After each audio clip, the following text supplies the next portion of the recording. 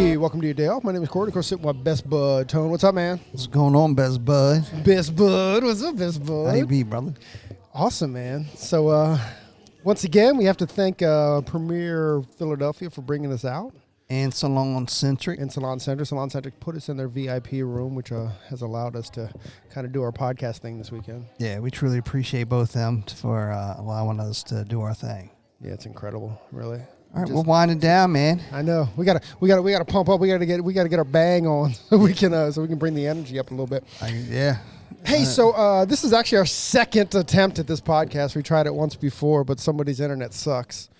Yeah, she was driving. She was driving in the mountains and the hills, and kept which is good because she's in from and out. Yeah, she's from the mountains and the hills, right? True. We'll get into all that though. So today our guest is Melinda Keener. I always feel like I'm going to mess that up.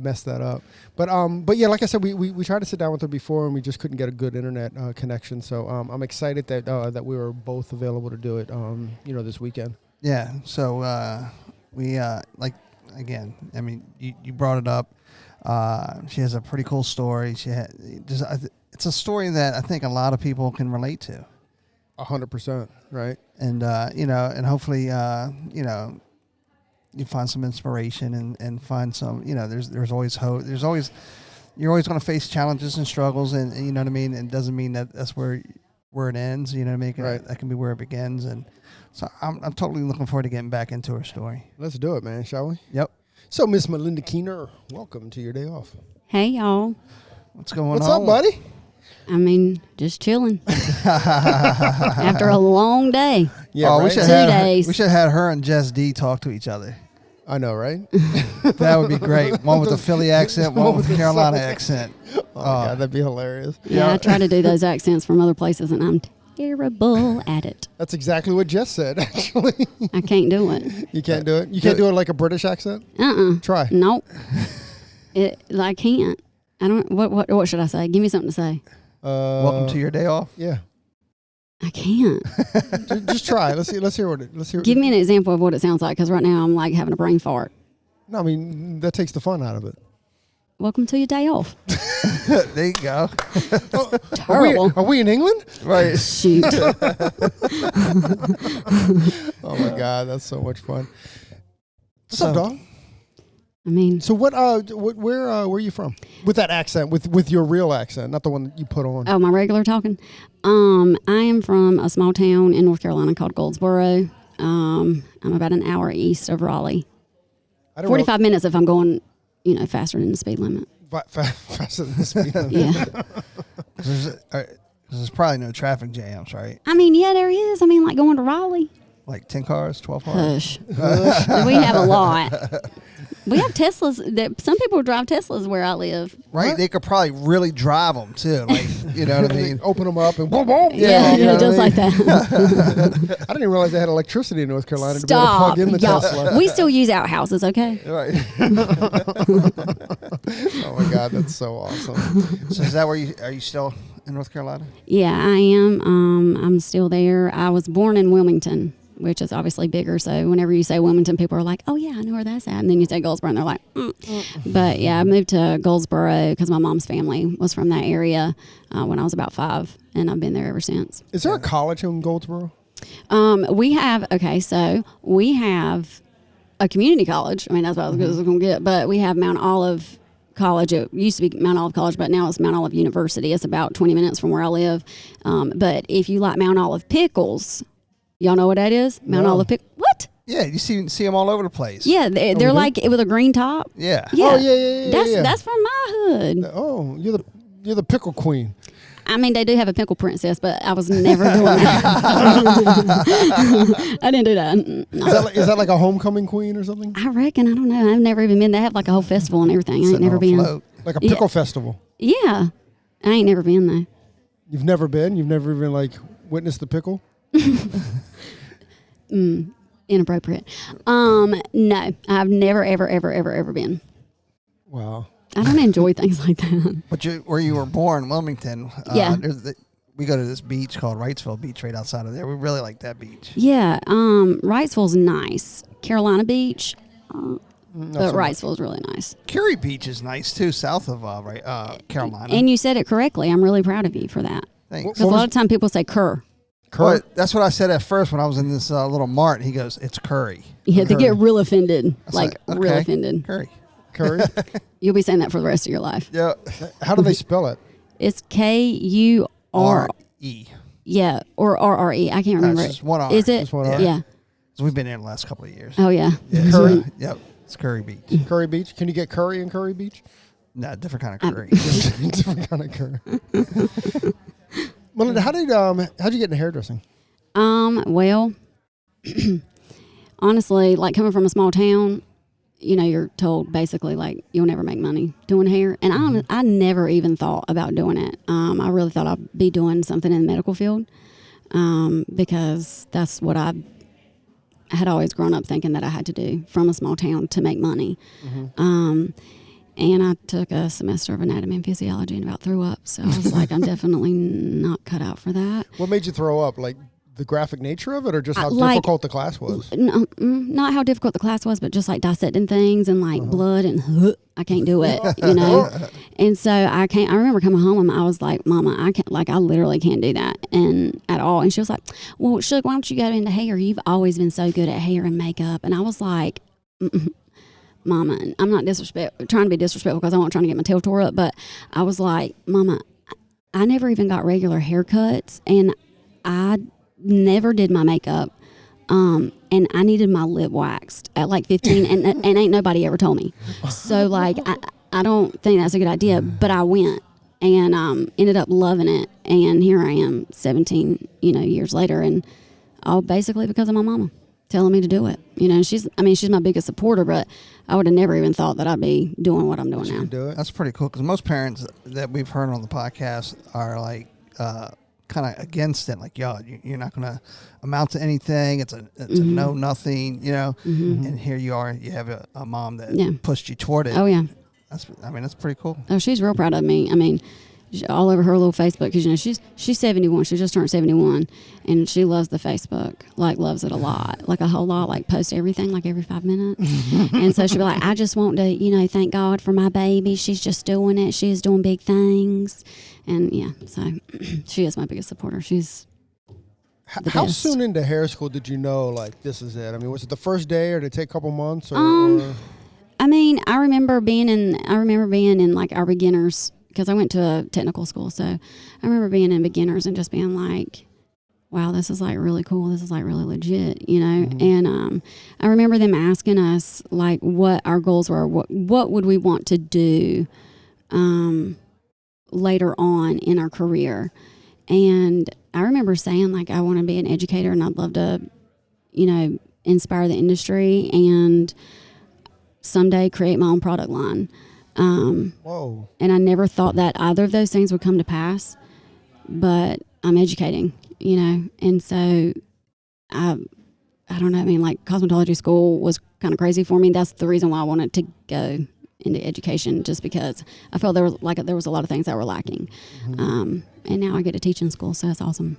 So do you have a job in a school now? No, I do have my cosmetology instructor's license. So you need a license for that? To be an instructor, yeah. In the state, I don't know how it is in other states, but in the state of North Carolina, yeah. So you can go back for like a semester and go and like train or whatever, or and then you'll go take your board. So there's a technical, and then there's a practical and a theory. But you can also do this thing they call challenging the board. You have to do it after X amount of years of experience. And I didn't have time to go and sit in a classroom. I just didn't have time. So I kind of just bit the bullet and challenged the board, and the passing rate is like low, like really low. And I'm a terrible test taker. Never to the ACT, never to SAT or anything, because I knew that would be a waste of money. And those weren't cheap, Right. And I somehow went in and I passed with like a 98 on both. Like, couldn't believe it. I cried. Like, I felt so proud of myself. And I actually went to a few interviews in North Carolina, and when we started talking money, because the school, there wasn't one where I live. So I was going to have to travel at least 45 minutes to an hour. And then when we started talking money, I was like, bruh, nah, because it was like, I can make that amount that you want me to make per hour, I can make that in about 20 minutes. Right. You know, cutting a man's hair. So I didn't do it. No, but with the company I'm working for now and educating, I get to go into Paul Mitchell schools and all kinds of schools and teach. It's very fulfilling. And I love it. I love students. That's pretty awesome. Yeah. What so when you first got out of hair school, did you go into a salon or? I did. And you're a Cosmo, not a barber, right? I'm a cosmetologist. Yes. Actually, whenever I was in cosmetology school, my dad passed away, and so I missed a good portion of. So I think it was my last semester, I believe, and so we could do internships. Mm-hmm. So to get those hours back that I missed, I ended up having to intern at a salon. And so I ended up going and working at that salon. And it was about 20 to 30 minutes from where I lived, and I just wasn't getting traffic. Right. And so I went to a salon in my town, and everyone does booth rent. Everybody's booth rent. Mm-hmm. Pretty much. I mean, it's like standard unless it's a big corporation where you're commissioned. So I started out booth renting, and I mean, I have a lot of friends in the area and people I grew up with and stuff. So my mom basically like paid my booth rent for like first 2 weeks to a month. And then after that, I paid my booth rent myself. Wow. So, but I mean, I bought product like every day because it was like I couldn't afford to go and no, that makes sense. And buy bulk, you know. I mean, I was like living for the day where I could go do that, you know, and spend like $1,000 at a time and go like once a month, you know, or like $1 to $2 grand a month, you know. Mm-hmm. But no, I would go every day, like. But that's just how it is where I live. It's kind of crazy. It's crazy. I can't imagine going right into a booth rent. No way. You know. Now that I'm further along in my career, like I can't imagine it either, honestly. And after I owned a salon, I gave people opportunity to do commission. I mean, because not everybody can do that. I mean, you're not going to come right out and be able to make that. But the average, because I don't own a salon anymore, but the average is pretty low compared to other, like booth rent average, like per week is pretty low compared to other areas. You're talking about like your rent? Yeah. Your rent, wow. Yeah. It's pretty low compared to other areas. How long were you in the industry before you said you opened up a salon, you bought a salon, when I moved from that very first salon and went to the salon where, that was in my town, I was there for about 3 years. I booth rented for about 3 years. And then, I purchased it. And yeah, I purchased it, and I had booth renters. I had like, you know, the salon suite concepts like hadn't come out yet. You know what I mean? That was like forever ago, but we all had our own like salon suites. It was like the perfect setup. Right. You had your own room, so it was like awesome. And so I purchased it, and I owned that one for about 3 years, and then I built my own from. It was a building, but I had to do all the like upfitting and all that kind of stuff. And I did that one, and I had that one for maybe like 6 or 7 years, I think. Uh-huh. And now I'm at home. I have a salon at my house. I've been there for 2 years, and it's like the best thing I ever did. So you've never really kind of worked in like a normal commission type salon? Wow, that's crazy, right? Mm-hmm. Like that's foreign to me that you haven't done that, you know? It is. I mean, and it's just not a thing where I live, you know? It's just not. Wonder what creates that and stuff, but well, I think because like I know where I live, it's because it is such a small town. I think that the concept of the commission, that whole thing, that's a lot of money for someone to put into it. You know what I'm saying? Even though the return, you're going to get the return, but I think it's just easier for people in that area just to do like booth rent. Like, they don't want to do the commission. They're just, the owners, I mean, they're just like, nah, just do your own thing. It's just how it is, I think. I mean, for real. Right. That's cool. So when did you really start to get into, like, education, you know, not like the foundation stuff, but, like, you know, for the industry overall? Well, probably, I think maybe about a year and a half ago, I think. From the power of social media, from Instagram or whatever, I kind of like linked up with people and first started working with Design Me Hair and and did platform work. I hadn't been to a hair show in 10 years, Y'all's faces when you look at me whenever I say things are hilarious.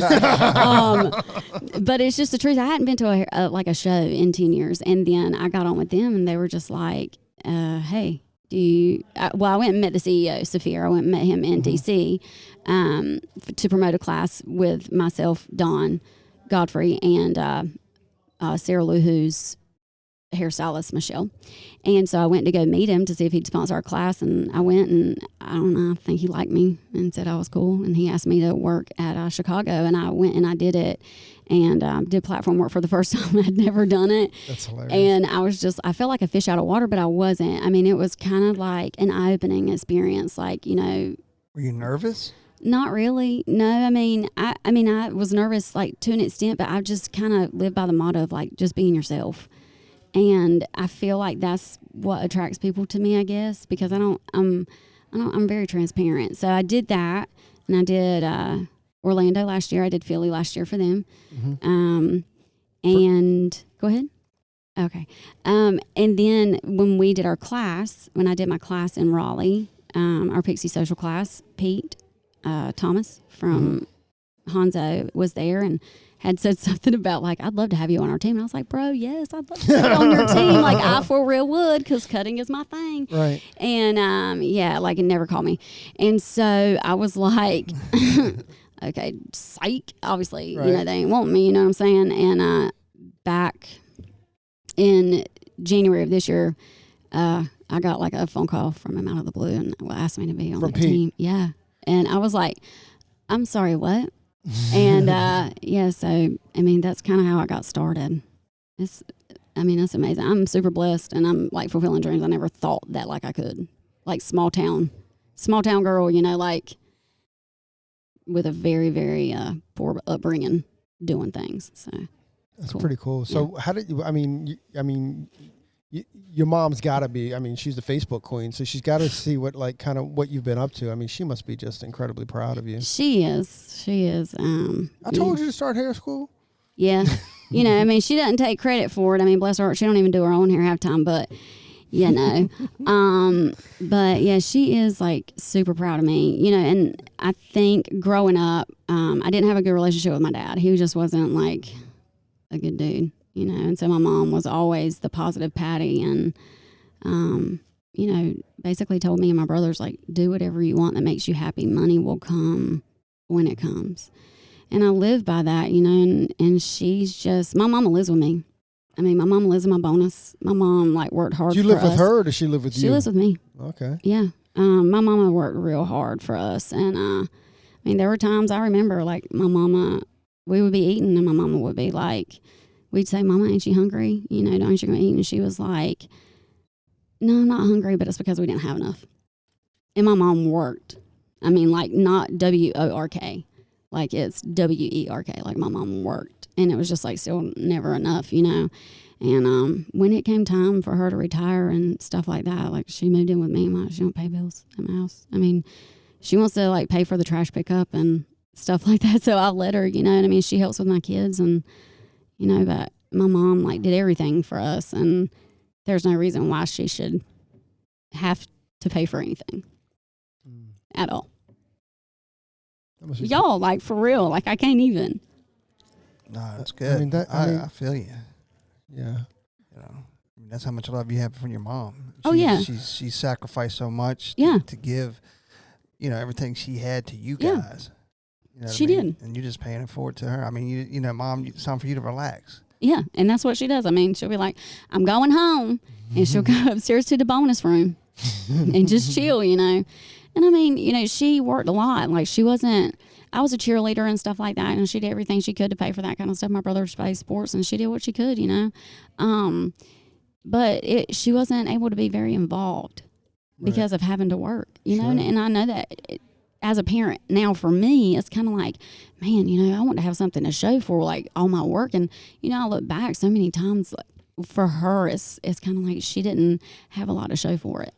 And she didn't get to go to our games or whatever. I mean, she tried. She didn't get to go to all of them, but now she's very involved with my kids, and I wouldn't trade that for anything. I've told her so many times, like, Mama, for real though, like, I would rather you take this time with my kids and invest in them. And she invested in us, but I would rather her take that time with my kids and be with them than I would have whenever I was a kid, because it means more to me to see her with them. I think you're kind of like, I mean, whether you know this or not, I think you're kind of giving her that too, right? Like at this point in her life and with the support that you're giving her, now she's able to be the mom that she probably always wanted to be, certainly emotionally, Yeah, she says that. And sometimes my kids prefer my mom over me, and I'm like, bro, like, I birthed you. Like, come on. Like, that don't matter. Yeah, and I'm glad that she's able to do that. I mean, she's retired, but my mom loves to work. I mean, it's kind of, she instilled all that into us. And even after she retired, she's like, I'm going to retire and I ain't going to do nothing. And then about 4 months, she was like, I'm bored.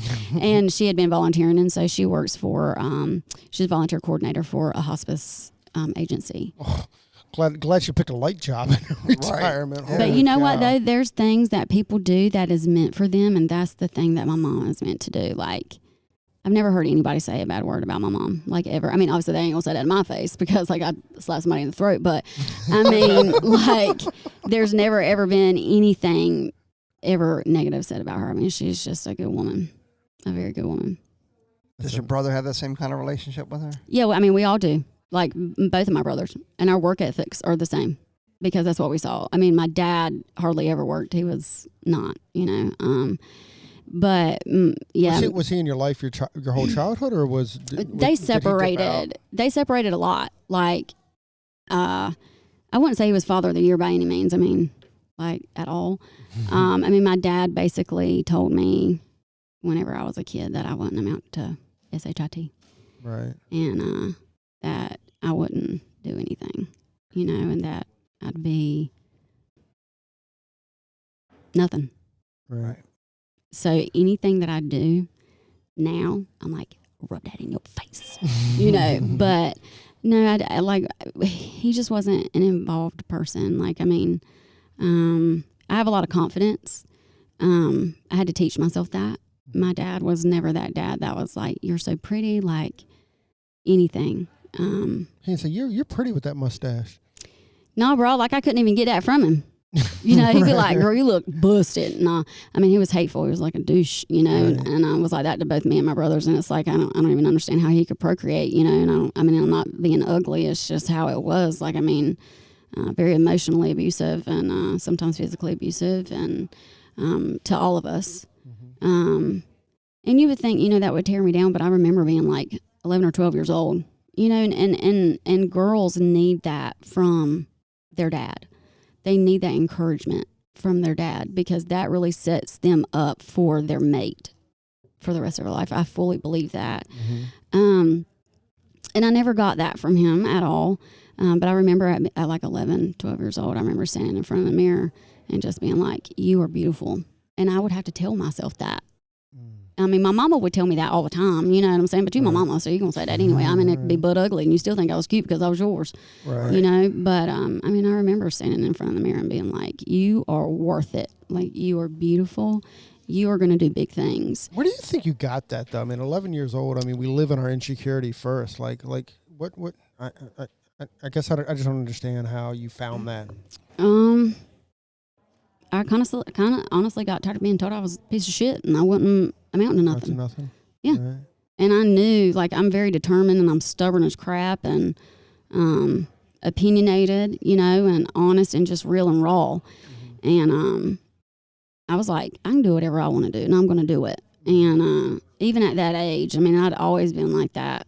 I mean, I was hard to handle as a kid, I mean, I never got in trouble or anything like that, but my mouth always got me in trouble, Imagine that. Imagine that. I mean, I can't tell you how many times I was grounded from the phone because of his mouth, and so because of that strong will, it was just kind of like, if you ain't going to get any encouragement from him, and I needed it, and I wanted it, right. And I wanted to not disappoint my dad. I wanted him to be proud of me, and I mean, I think maybe he told me maybe at like 18 years old that he was proud of me I mean, I felt like that was like one of the first times, I mean, he wasn't like, I love you or, stuff like that. He was just, And so it was kind of. What did you said you were 18 the first time he said that? Yes, because I won a pageant. Oh, so like you wanted to be pretty. The Mount Olive pickle pageant? No, bro. No, no, sir. Nope. Nah. Yeah, I mean, that was like the first time. You know, and I think it was just because it was like looks related or whatever. But yeah, I mean, I knew that I was going to have to I didn't want to just be, I'm trying to find a word. I just didn't want to be like everybody else. I wanted to be me, and I wanted to be accepted for me. Mm-hmm. And, you know, and I've always been eccentric and stuff like that. There were things that I would do, and he was just like, that's dumb. And sometimes I want to be like, well, you're dumb, you know, but right. I didn't want to get my tail tore up, so I didn't, you know, sign it. But, you know, I think I just got to the point where I was like, I'm going to have to, encourage my own self. You know, I mean, it is one thing coming from your mama, but coming from your daddy. And so you're not getting it. And so I was like, I'm going to encourage myself. And it stuck with me, you know, and I have a daughter. And I remember saying, I will tell her every day, and her father will tell her every day that she is gorgeous and that she is beautiful, because in today's society, it is all about image and about what you look like, how much you weigh, crap like that. And I cannot stand it. Mm-hmm. And I'm all about body positivity. And so, you know, with my daughter, I'm like, girl, you look good. You be looking right, you know, and you know, and I think that's just how it has to be. I think that when you're set up you're so impressionable at those ages, and I needed that from him, and I didn't get it, you know, so I had to take care of it myself, you know. I find it beautiful that, you know, you at some place somehow you found that inner strength, and you found that inner conversation. Really, you had that inner conversation with you, and I'm still kind of bewildered by how you found that, because it's not really something that I think we do naturally as humans. Yeah. Right? So what kind of advice would you give to maybe some young people that are listening or will be listening, might be struggling with self-confidence? I mean, what would your advice be to them? You know, I'll say too, I think that people always think that I had the short hair and I had the confidence, and I wore makeup and stuff like that and had my life together, and I didn't. I think that, you know, you don't ever know anybody's true story, and that's why this podcast is awesome, so I can say what I'm about to say. But I think those that are struggling with self-confidence, it comes from within. And nobody else's words is going to give you the confidence. You have to give yourself that confidence. You do. Mm-hmm. Because the first word in that is self. Me. Right.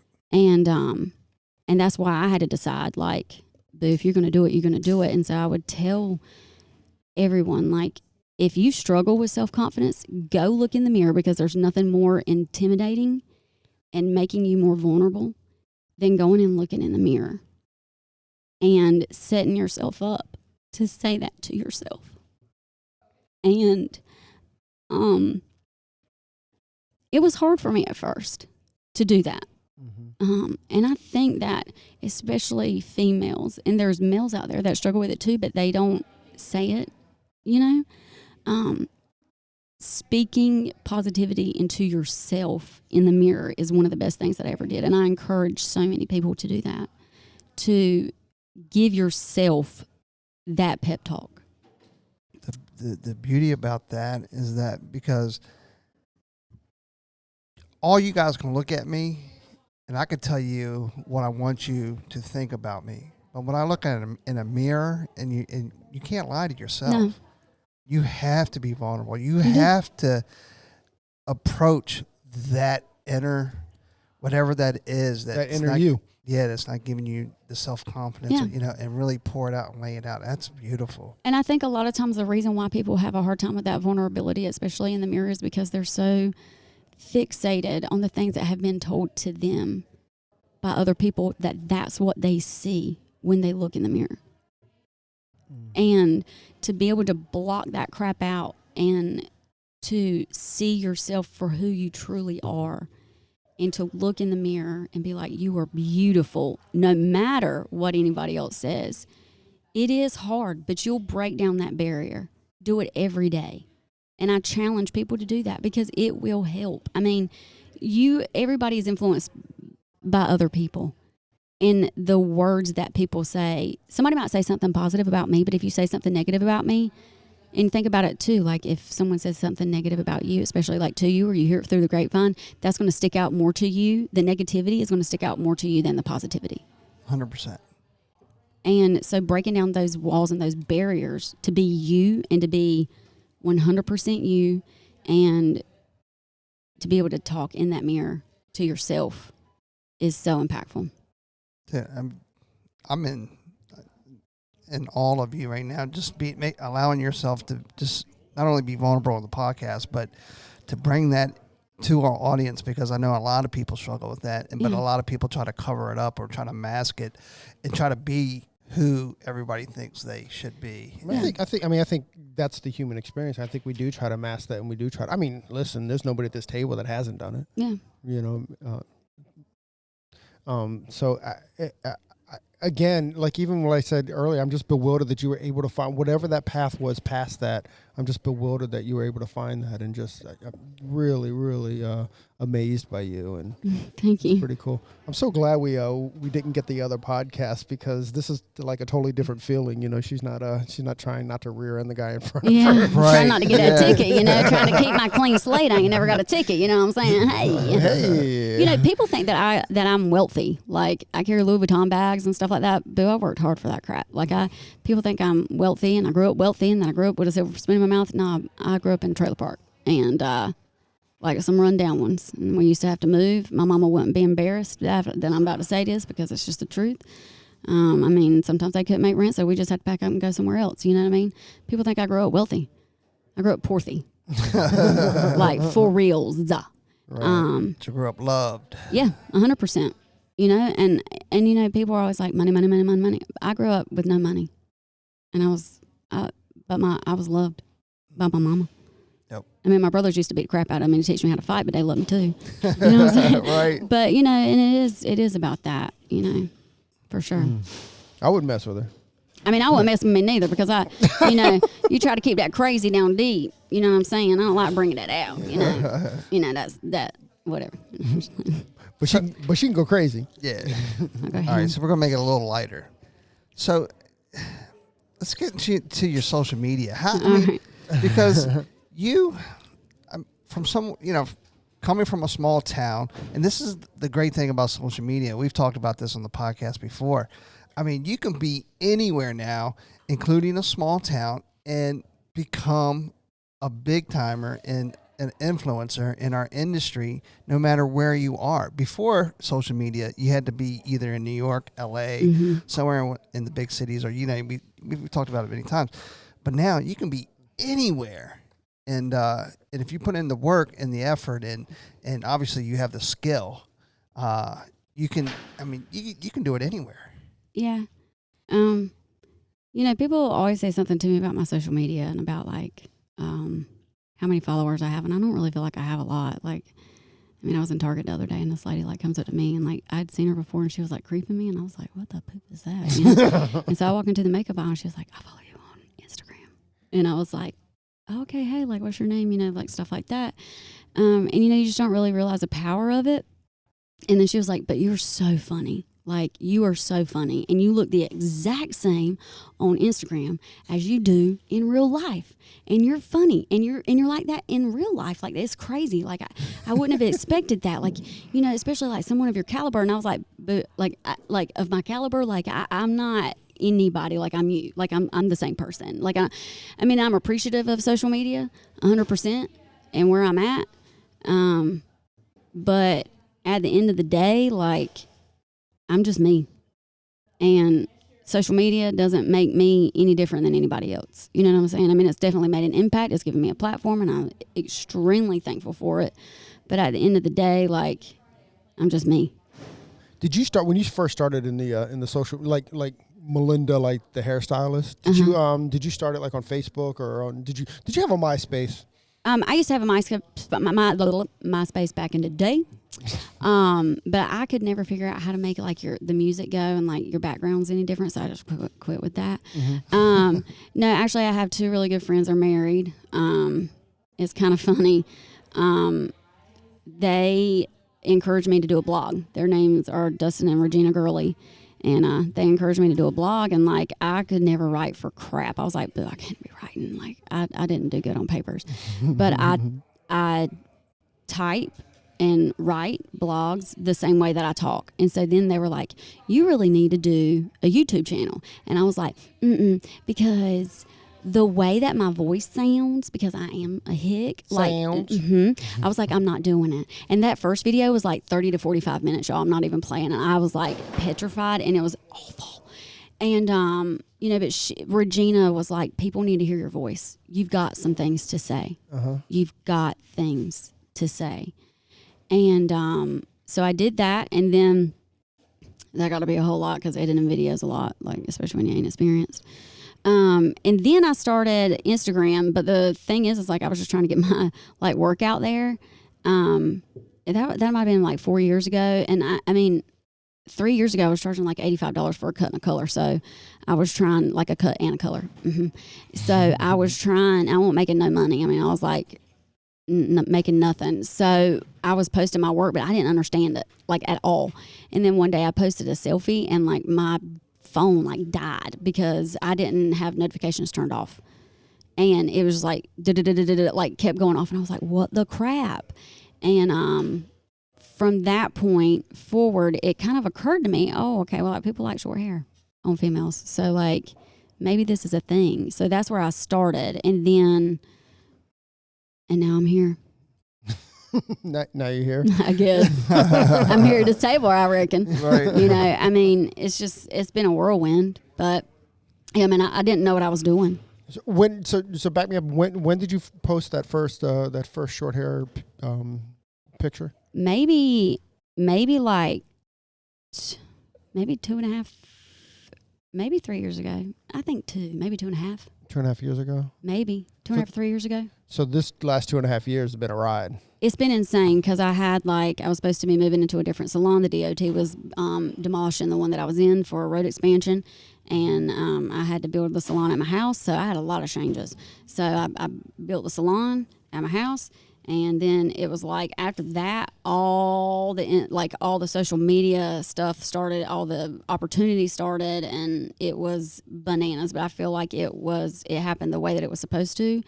Because I feel like what I do now, I wouldn't really necessarily be able to work with in like a huge salon. You know what I'm saying? Because sometimes I feel like it's more competition over community type of thing. And so I think that my path, the way that it's gone, has happened the way that it was supposed to, for sure. I love you, dude. I love you, man. There's a birdie that kind of flies around and says that you have a pretty good voice, that you can sing. Oh God, I ain't doing it. Yeah. So did you grow up like singing in like church gospels and stuff, or how'd that work out? Mm-hmm. I hear you have an amazing voice. Apparently, my mama says that I came out the womb singing. But my whole family sings. So my mama sings, plays a guitar. And my brother sings, he plays a guitar, and anything else, they got lucky. And then my other brother can sing, and then it's like in our family. Right. But yeah, I grew up in church, and I sang all the time, sang on the praise and worship team. I did a lot of talent competitions, and, I would win them. Did you ever try out for like did you ever try out like for Idol or America's Got Talent or something? I did American Idol. I was young though. And it's definitely not the process like what you see on TV, faux show. And by the end of the time, whenever I was there, I just didn't even feel like doing it. So I was just like, la, la, la, la, la, like, whatever. But it was kind of a thing, like everybody wanted me to do it, but I really didn't want to do it because I know that when you sign them contracts, like they're trying to dig through your life. And I didn't want, like at that time, I was like, I don't want people knowing, like, everything about me. You know what I'm saying? Stuff. Yeah, I didn't. I mean, I was young. I was like, I think I might have been like 18. So when you're in the car not talking on a podcast, like what music are you singing to? Well, a lot of times I'm going to be singing, Shallow by Lady Gaga and Bradley Cooper, or anything off of that soundtrack. It's a good soundtrack, right? Totally is. Yeah. Totally. And I'm not familiar with it. I cannot. I mean, I can play it on here for you so you can listen. Okay. No, we can't listen to it because we'll get kicked off. But well, give us a couple no, bars. I can't. Got a little froggy there. That's your pride. I'll tell you, no, that ain't my pride, bro. But I'll tell you what, if you go on my Instagram, you scroll down a little bit, scroll down a little ways, there's some on there. There's some of you singing. Yeah. What's your sang? Instagram? People say I sang. You sang. What's your Instagram? Hey, Melinda Kay. Hey, Melinda Kay. Mm-hmm. All right, I guess I'll be listening to you on my way home. I know, right? Well, it ain't long, so it ain't gonna be like a long journey for you, bro. I mean, it's only gonna be as like I walk clip. out the conference room. So you're really not gonna give us a couple bars? Nope. You know our listeners would love it. They might, but that might have to be another time when y'all have me on here. How about that? How about it? Well, you're gonna be driving in some mountain town. And I'm not. I ain't. We can meet up again at another show. Deal. That's a deal. Holler. Okay, so we kind of first met in Orlando at Premier Orlando, and you were on a panel with our boy Gabriel, and the moderator of that panel was Mr. Don Godfrey. Yep. So how is Don? I assume he's in your life in some way. Did he help coach you and stuff? Thanks for my tissues, Gabe. I pick on Don a lot, okay? And he doesn't see this side of me a lot. But so what had happened was when I didn't know what the poop I was doing with Instagram, I reached out to Don, but Don had posted a picture of me, and it was one that I had taken by a lady that I know, and I was like, "Oh my God, that man posted me on there." I didn't know it was a man either. I thought it was a woman that had nothing but pixies, but whatever, hey. So it was nothing but pixies. Was the first place nothing you but posted pixies. Yeah, and so with nothing but pixies, then I realized who he was, and I was like, "Your girl needs some help, so let me reach out." So I tried to, get some phone calls with him. So we finally got together. And it's hilarious because Don is just as honest as I am. And he said, "I didn't even know you were a hairdresser until 2 weeks ago." And I was like... Is that your Boston accent? That's all I got. That one and a New York one basically sound the exact same. But he was like, "I didn't even know that you did hair until 2 weeks ago." And I was like, "Oh, okay." He was like, people know you for your selfies. And I was like, okay, I'm awkward. Anytime I've ever had pictures taken, I'm like, what do I do with my hands, And now I take selfies. So weird at 36 years old. But, we did the class, we did the first phone call, and it was so funny because within the first few minutes, that's what he said. And then he was like, you're going to need to change your name. And I was like, do what now? Right. And he said, "You're going to have to change your Instagram name because you don't even have hardly any hair pictures on there. It's really pictures of you." And I was like, "Oh, that makes me sound so arrogant." And so my name then on Instagram was Hair by Melinda Kay. And so I'm really good friends with Sarah Luhu. She's been a huge impact in my life too. You guys kind of look alike. A lot of people say that, ask if we're twins, if we're related or whatever. She's become one of my best friends and a big sounding board for me. And he was like, "Why don't you just call Sarah up and ask her why don't y'all come up with a name together?" So I texted her, and I was like, apparently Dawn says I have to have a new name, so I guess that's what I got to do. And so I did, and I was like, "What about Hey Melinda Kay?" And she was like, "Oh man, yeah, that's perfect. That's perfect, So he taught me basically what not to do and what to do. Mm-hmm. And kind of how it all works, and being relevant and being myself and being me.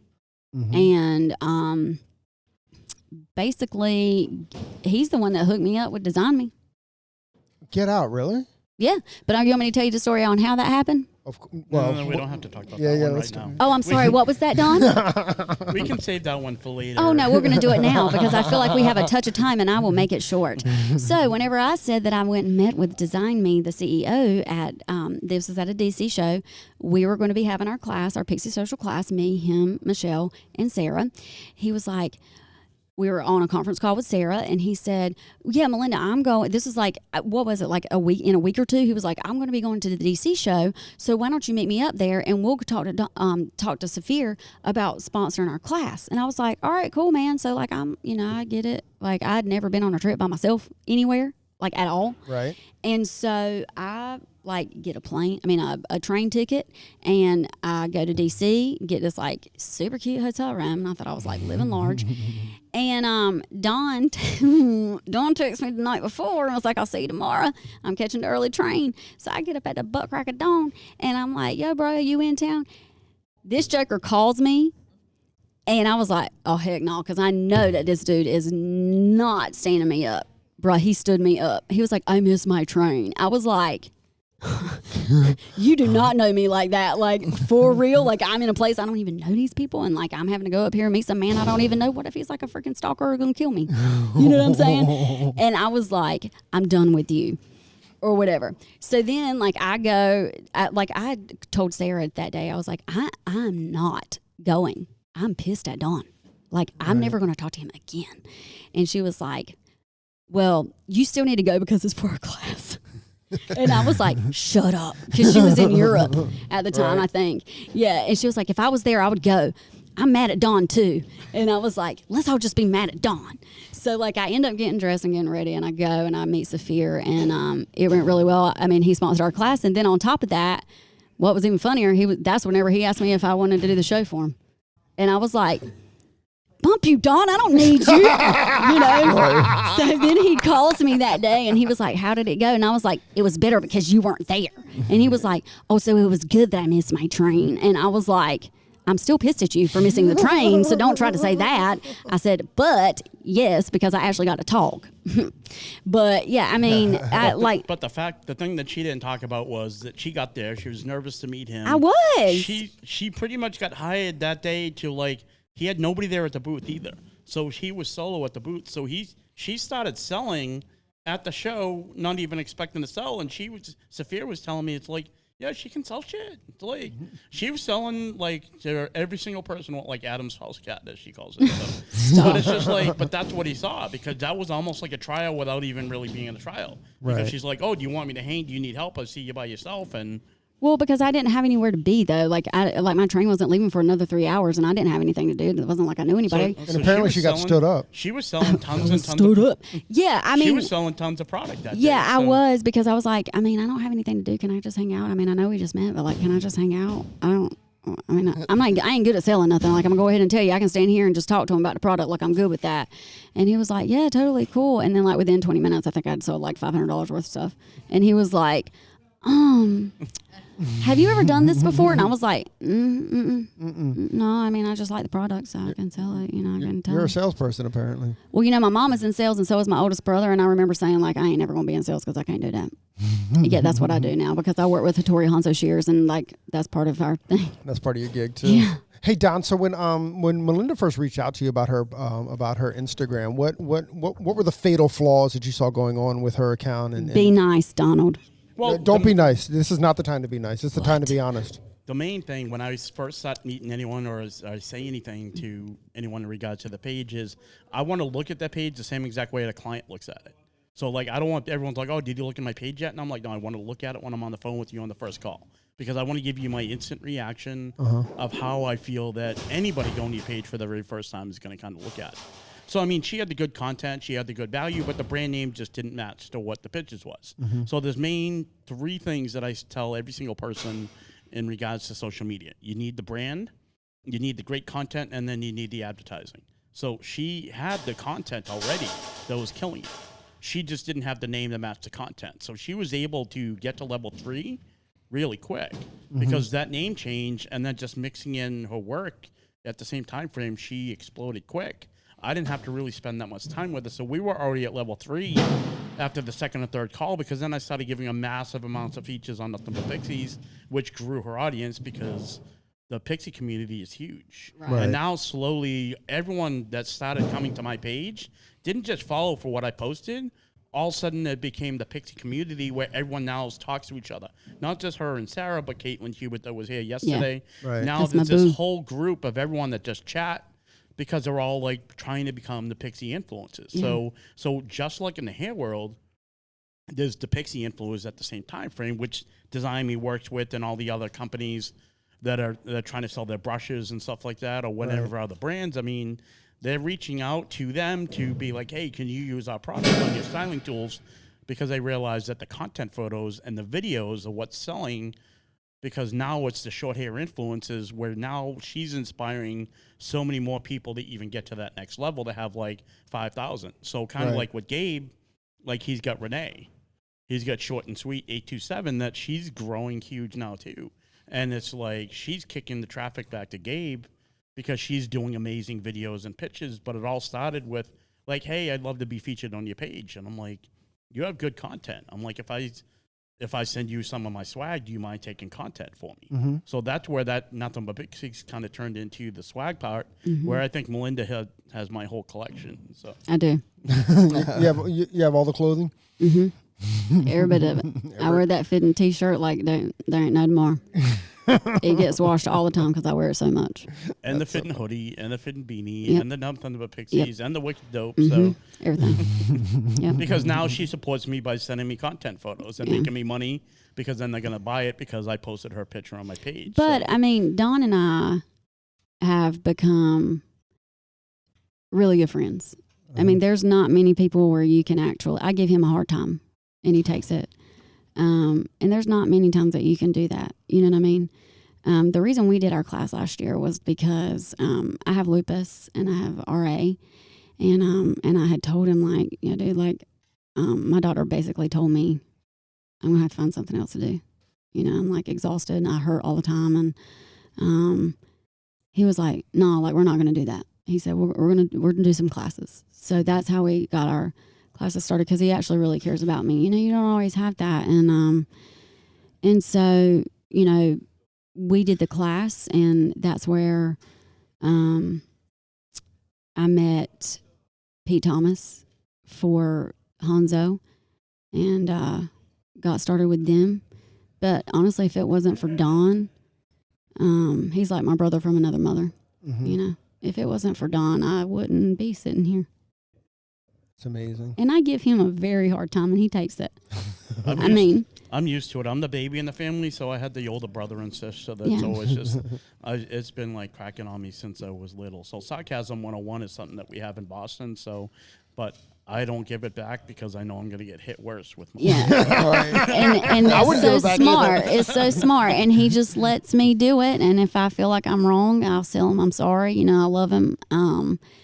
You know, and when you have a strong personality and you are very passionate about what you believe in, sometimes it comes off as annoying, and he annoys me probably more than most people. But I feel like that's how you talk about your family. Right. And to me, he is like a brother, and I owe a lot to him. Because I wouldn't be making the money I'm making now. Because 3 years ago, I'd never even saw like a comma in my bank account. Wow. And I see it now. I mean, I work with brands. It pays my mortgage, you know, and then basically everything I make after that behind my chair is just mine, you know. But I wouldn't work for Design Me if it wasn't for Don. I wouldn't be with Hanzo if it wasn't for Don. And my dream was always doing cutting classes. That's and I'm amazing. living it. And he's a huge reason why. And I give him the hardest time, you know, but I'm thankful for him 100%. Well, when you kind of look at like the whole aspect of even like where I came from, I mean, I have a lot of the same background. My dad wasn't in the picture when I was little. My brother was more my father figure when I was like a little kid, and he was only a year and a half older than me. So, I mean, even when he got married, I was the best man. I'm like, you are more a father than me, my own father was. Right. He didn't go. My mom was on welfare. My dad didn't support us. So it was the same thing like with my mom. She worked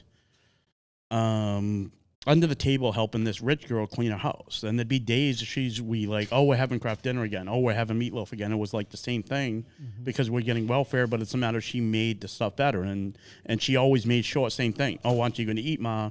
Oh, I didn't have seconds. Aren't you going to eat? Oh, I'm going to eat after you guys finish eating. But it was the same thing.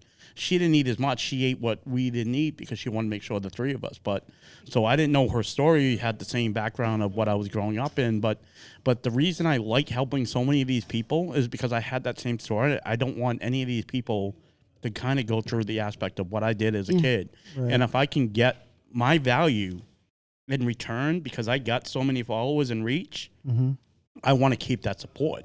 And it's like why I come to these shows. Like yesterday, I sat in Ricky's class. I didn't want him to see me, but I was hiding and I was sitting like in the third row, but I was sitting next to somebody. But as soon as he saw me sitting in his class, he's like, "Oh, there's Don." He goes, "I don't know how many people know Don, but Don stand up." And then he told the story about how we met and about the whole aspect of like what the difference between khakis and khakis is, because that's like his joke. But I got him to laugh and talk about it, but now he's like my best friend. And then after the class, I went up, we chatted. People give me crap because I cut in line to take a picture. I'm like, I'm not taking a picture, I'm getting a hug. But the first thing he says is, "I love you, bro." Yeah. And it's like, it's the same thing. I'm not just clients and followers and friends. I become best friends with these people. It's the fan that I've been known for 4.5 years. And that's unfortunately what I'm feeling that's not happening now.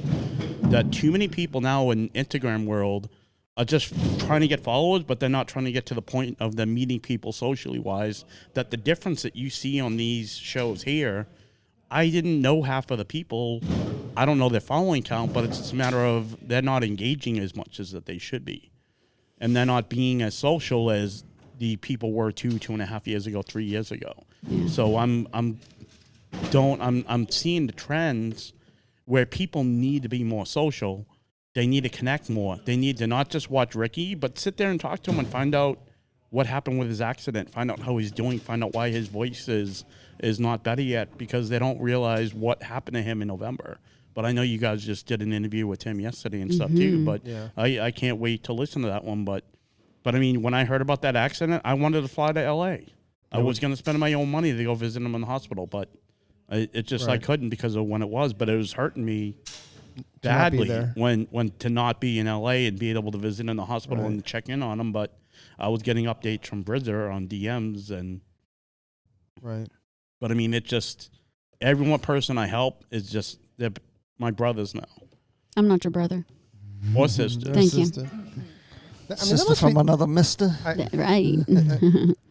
I can't. I mean, like, I'm well. One, I'm honored to call you a friend, Don. But I'm kind of blown away by how many people in the industry, especially since you're not from the industry, just how many people in the industry you've helped, and you know, the same way that Melinda feels about you, like you said, Ricky feels about you, and a lot of people do. And you know, I don't even know where I'm going with that, other than, you know, thanks for helping those guys out. It just feels like it's become my why. It feel like this is what I meant to do in life. This is why Instagram came around, and all of a sudden I created this idea. It just kind of, to me, like the opportunities I've gotten because of this, I'd still be selling furniture. If it wasn't for Ricky believing in me in 2015, saying you need to quit your job because you love doing this more, and I'm also getting sick of you bitching about your job on the phone. He goes, you need to quit and do this, and you need to jump. And then I saw that story. I don't know if you saw that video with the guy from Family Feud. What's his name? The guy that screwed up at the Steve Harvey. Yeah. So he did this whole video about jumping, that you need to jump to succeed in life. Oh yeah, sure. So he had a whole book, and I was playing that in the videos. But it's just like Instagram only gives you opportunities. All it does is give you that first connection to meet that person, or a job opportunity, or just connections with brands. And then it's what you do after the fact. That second visit is you. Instagram doesn't give you a second opportunity. They're not going to be like, give a bad haircut. Doesn't matter how many followers you are. It's how you treat that person sitting in the chair if they're going to come back to you a second time. Yeah. Instagram is just the way to get that first connection. And then you have to sell yourself after the fact. And all I can do is get their page to look good. But if I talk to somebody on the phone and their first question is, oh, how do I get followers? I want to get followers the easiest way without having to spend that much time. I'm like, I'm not going to talk to you because that's not what I do. I don't get you followers. I get you opportunities because I can get people to like your page, and I keep growing and growing and growing. But it's just a matter of what you do after the fact. That's what you've actually done, because you've already had that push, and you've already had that different aspect where brands are going to follow you and work with you based on your quality of your work, not because you have 30,000 followers on Instagram. Well, Don, we appreciate you, because without you, we would never probably would have met you. Yeah. And your story is phenomenal. Thank and you. Your story, I mean, literally, because I mean, as you were telling it, you know, I could just relate to, and I felt realness, the rawness, and same with you, man. You said you can relate to her. It's so beautiful to see people helping people, and you're going back to the schools helping people, and that's what this podcast is about, is what it stands for. We want to bring people on, bring more light onto the people that just have that kind of spirit of helping and giving, and at any time, especially you, Don. Well, that Carolina class, I don't know if Melinda remembers, but the speech what I was talking about, why I created it, it was to show my mom that I was proud of her, because she's the original pixie, is what I said during that class. And I forgot I did that speech, that part, but as I was talking, it just came out. I'm like, she's the pixie of nothing but pixies, because she always had short hair. I grew up in an Italian neighborhood where it was known for, I didn't know that people were supposed to have long hair based on my cousins and aunts and uncles, because that was the Italian look back then, was the short hair and all that stuff. But I didn't, but it was just a matter of, it made me click and realize I'm doing this because I want to make proud of what she did to give up her life for me and my brother and sister, that she did all this work, that we're all doing stuff now to make her proud at the same time frame. Same. Like, I ask my mom all the time, like, I'm like, if there's things that I do that I wouldn't want her to, at 36, like, I still want my mom to be proud of me. Sure. And I'm like, Mama, you're not disappointed in me, are you? And like, I'm not a crier. Like, I'm an emotional person right now, but I'm not a crier. Like, a lot of people are like, the devil don't cry. And I'm like, you're right. But, it's, if I cry, like, something's wrong. Like, either like I'm hurt, like, I don't cry for physical pain, but like, if I cry, it's like emotional. If I care a lot, or you've really pissed me off and you better watch out. And so, I've asked her before on a couple occasions, like, Mama, you're not disappointed in me, are you? She's like, it just takes me back to like whenever you were 4 years old. Right. Because you still, I want her to be proud of me, and she is. And I relate to that like so much, because, I do what I do for my kids. Everything I do, like these shows and the classes that I do, and even being behind the chair, it's for my children to see that you can accomplish any dream that you set out for, no matter what your age is. And it's for my mama, for her to see. Now, if she listens to this, she'll cry like the whole entire time. But because I'm just not an emotional person. I like how she says she's not an emotional person. Yeah, She's just been and crying I'm like, for an hour. right, yeah. beautiful. But it's because like I don't talk about that much. That's stuff that I keep deep. Right. And well, thanks for sharing it with us, man. Absolutely. Yeah, and I know my mom's not gonna be listening because she doesn't have a cell phone. She would have. She got a jitterbug. She doesn't know how I'm making money. The doing Don this. of all social media's Yeah, mom she doesn't have a phone. She doesn't understand what the internet is in the house. So it's She just said, "What's the kinda- Google?" Right. What's the Google? That's All right, as amazing. we wrap this up, how can everybody who's listening, how can they follow you? Where can they find you? Technically you can find me at my house because that's where I work, but I prefer that you don't, you know what I'm saying? But you can find me on social media, on Instagram, Hey Melinda Kay, and I have a Facebook, but I don't really use it. But so we're just going to go with the Instagram. Hey Melinda Hey Kay. Melinda Kay. Yep. HeyMelindak. Love it. Love it. Yep. Mr. The Witty Godfrey? Pixie. Yeah, Mr. Godfrey, give out your 500 Instagram pages. Make it quick. Well, the best way to reach me is on the Fitting page, the F It I Don't Need This page, as it's slowly become. So just FIIDNT. So send me a DM on that if you have any questions. So, I'm still accepting calls. I'm doing less and less, but there are more longer sessions, and then more actually now pertaining towards not just Instagram, but as you know, I've been talking about this week about the value of Pinterest and other brands, and not just putting all your boats in on Instagram and thinking, I don't need the other aspects. I don't need YouTube. I don't need any other brands to be able to get known, because TikTok is like starting to take over for the younger world. So But they it's just can a find matter you of- where? On Instagram is the best way. Or at fitmarketing@gmail.com. Awesome. Mr. Don Godfrey, Miss Melinda, thank you guys very, very much for joining us on your day. Hey, so there it is. Hey, this is a message that we've been trying to bring, I don't know, for the last couple months, actually since we started the podcast. Hey, so if you like the podcast or if you find that it's useful, please leave us a review, a 5-star review on iTunes. Leave us a rating and a review. But if you don't like it, forget about it. Yeah, totally forget about this message. We also want to thank Sarah and Blaine from Pretty Gritty. Sarah and Blaine, they are a band out of Portland, Oregon, and we just want to thank them very much for allowing us to use their song, Pleased to Meet You, on our podcast. That's cool. I think you can find, actually you can find their music on iTunes. Peace and hair grease.